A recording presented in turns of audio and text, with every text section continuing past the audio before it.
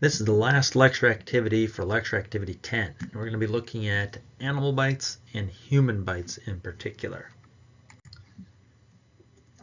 The thing we have to be most concerned about with animal bites is rabies. Okay, again, certain animals can be vectors or carriers of the rabies virus.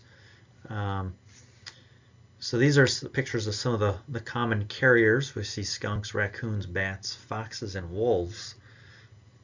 The top three are primary nocturnal, and the two bottom ones, they're diurnal. They can be seen in the day or at night.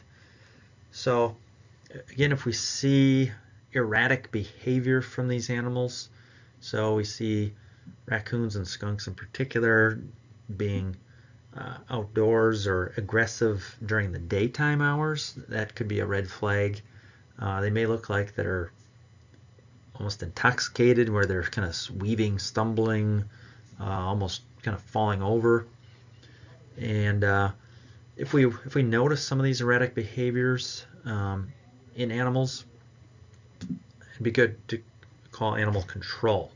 They can let them be aware of it. Maybe they've been looking for the animal and they need more information on where it is, or they can take care of it so it doesn't infect other animals as well. So most rabid animals are going to look infected. They're going to look mangy, right? So this is a poor fox here. You can see that it's lost its hair on its tail. It looks pretty mangy. It looks like it's got certain infections. It looks pretty rough. So not only endanger ourselves if we get too close to it, they become aggressive and erratic, but it can also impact or affect our own pets, right? So this is a poor dog that's been impacted by rabies. You can see it does look mangy. It's got kind of a crazy look in its eye, and it's got the kind of drooling or foaming at the mouth, or telltale signs. So we'd want to either have animal control come and pick up the animal, or we'd want to take it to a vet to get it treated as possible. So if we're exposed to animals with rabies, the book outlines what to do, right? If it's kind of minor, want to clean it up as soon as possible, get medical help as soon as possible. If it's a little bit more serious, the book instructs us not to clean it up and to seek medical help as soon as possible. So again, rabies may be on one end of the spectrum, but pets maybe have other common bites that might break the skin. So again, different birds, different animals can carry different bacteria that can cause infection. So we'd want to get that treated out as much as possible. And again, other things we can do to prevent. Certain dogs or certain breeds of dogs are better with kids or people. They tend to mellow out as they get a little older. Certain breeds like golden retrievers, you can jump on them, pull their ears and stuff, and they seem unfazed by it. Other dogs, they can be pretty protective and possessive. So if you're visiting friends or family and they have a dog, if you go in for a hug or handshake, the dog might get a little possessive and may make some signs to protect their owner. Always let the dog inspect you, right? Let them approach you. Don't make any sudden moves. Don't go for their head right away. A lot of times we want to pat them on the head, but that can be threatening sometimes.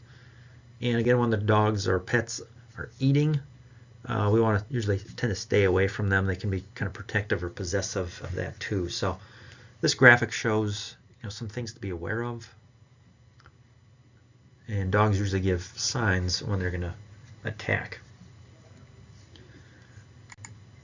And lastly, let's look at human bites. A couple of years ago, went to Denali National Park in Alaska, and we took a bus ride into the park, and I think there's only been one instance of the whole time the park's been open of one bear attack with humans. And our bus driver said that you're more likely to go to Hawaii and have a coconut fall on your head and die from complications of the coconut falling on your head. 3 people died from a coconut falling on their head in Hawaii, and you're more likely to get bit by a New Yorker going to New York. I forget what year he was quoting from, but we went there in 2014. He said the previous year, 1,000 people were bitten in New York City by another New Yorker. So with that being said, our chances of being attacked by a bear or animals or wolves is pretty remote unless we're in their territory, we're threatening them. You see like pictures at national parks where buffalo chase down somebody or something. That's if we get too close to them. We get into their territory. So if we come across animals in the wild, back off, make some noises, let them know you're there. Chances are that they know and can smell you before you even come. But with human bites, again, if you're teachers, you're in law enforcement, these would be some signs to look for. It would be mandatory reporters. If we see this is a child's leg and we see some pretty significant bite marks, that looks like that's probably from an older person, adult. So that would be potential signs of abuse. Also, other times kids in fight, right, they don't learn how to communicate well. They might lash out physically. Part of that might be biting. So here we see some contusions, some bruising underneath the skin. That can be serious. With the deeper issues, why is this occurring? But if the bite marks break the skin, right, our mouth has lots of bacteria, and that can cause serious infection and whatnot. So we always want to wash out the area. Again, if there's a threat, we want to report that. And again, keep the area clean